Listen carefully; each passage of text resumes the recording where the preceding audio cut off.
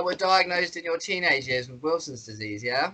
Yeah, I was diagnosed at 16, and I have very short experience with diagnosis. I was diagnosed the day I was put on the liver transplant list. Wow.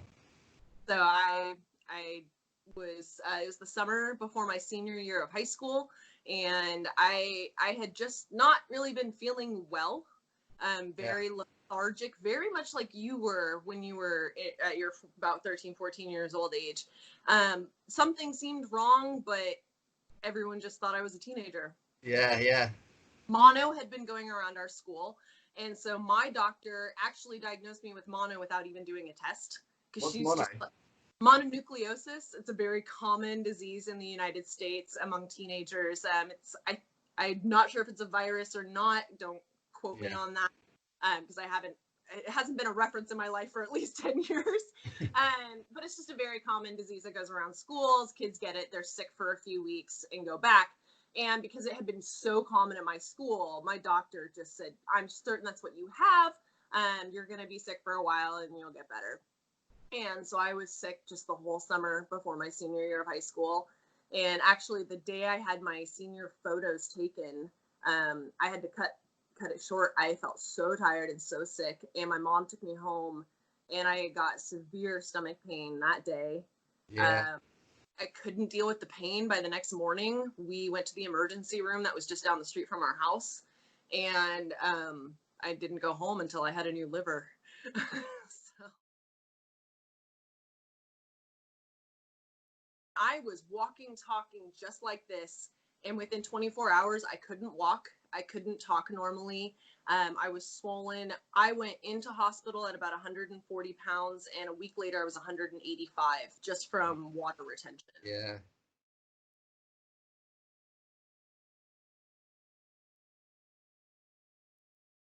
Literally from that day, that was only 24 hours after I'd gotten to the hospital, it's all kind of blurry. Yeah, I can imagine. I was so sick so fast. I turned yellow in that 24 hours. I was bright yellow. Yeah. Kaiser Fleischer rings was actually what happened. So at the first hospital, after MRI, ultrasound, doctor walks in, shines a flashlight, and he's like, no, Kaiser Fleischer rings. And me and my mom are like, what? What are those? And of course, now the telltale sign of Wilson's disease. And do you feel like you have any Wilson's disease side effects post-transplant? Not now, no, not at all. I feel a million times better. I didn't realise how ill I was, or what my full potential could have been or could be. So yeah, I haven't felt like this in years. To be honest, it's been really weird. It's like having to get to know a new person. In some ways, but yeah. So yeah, I definitely don't have any of the Wilsons. There's no tiredness. I didn't even realise I was jaundiced. I must have been jaundiced throughout this whole period of having it, because it wasn't until after I had the operation that all my friends said to me, like, you're not yellow anymore. And I was like, I didn't realise I was anyway, but no one ever said it to me. Do you know what I mean? It's not like your friends are just like, I think they just thought that, one friend just said, I thought you was just naturally that colour. I just thought that was you.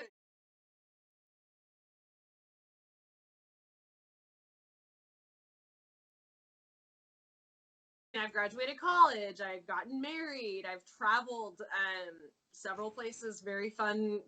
It's amazing all the things I've been managed to do with a liver transplant that hasn't helped me back in any way, shape, or form. Yeah. And one thing that I should bring up for anybody that's watching this, I do have some side effects that I don't know that they're transplant related. I have a lot of issues with my stomach. I have a lot of issues with just food adversity, things that make me sick. We don't know if it's related to the transplant or if it's just genetic. Everybody in my family has stomach issues type thing. And so that's been for me kind of a personal mission, is trying to find more transplant patients that are maybe 10. I've had mine for 12 and a half years now. That's incredible. That's really good.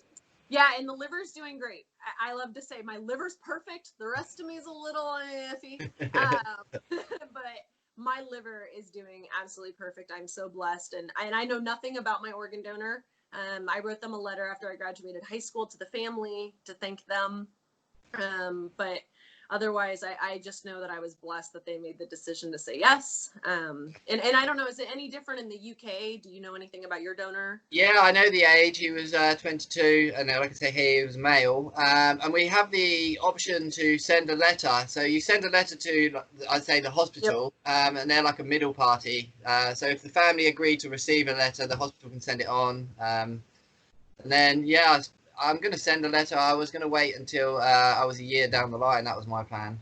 That's exactly what I did. I waited a year. I graduated high school. I got accepted into college because for me, it was to be able to say, like, to show them, like, this is, you gave me my life back. Yeah, And that's exactly my thoughts. I thought, yeah, yeah, I mean, everyone's different, but I just thought I'd like to tell them, rather than just write it whilst I'm lying in recovery, I wanted to, give them the story of what I'd achieved afterwards. Did your boyfriend, did he know about your transplant before? Was this something you had to explain? yes, great question, because this is something I wanted to get into more.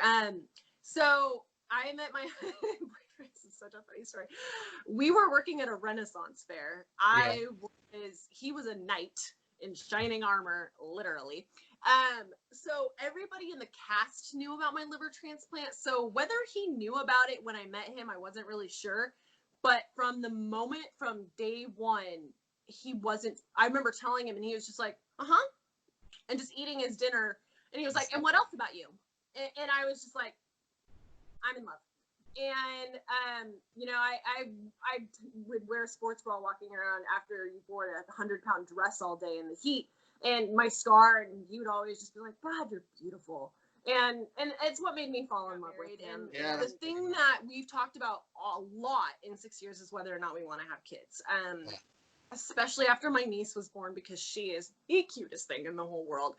And really, we've come to the decision that I don't. And part of it is the fear of passing on Wilson's disease, although I'm pretty sure I've done the genetic understanding. It's a very low chance for one parent recessive. Troy would get tested if we really ever went down that path.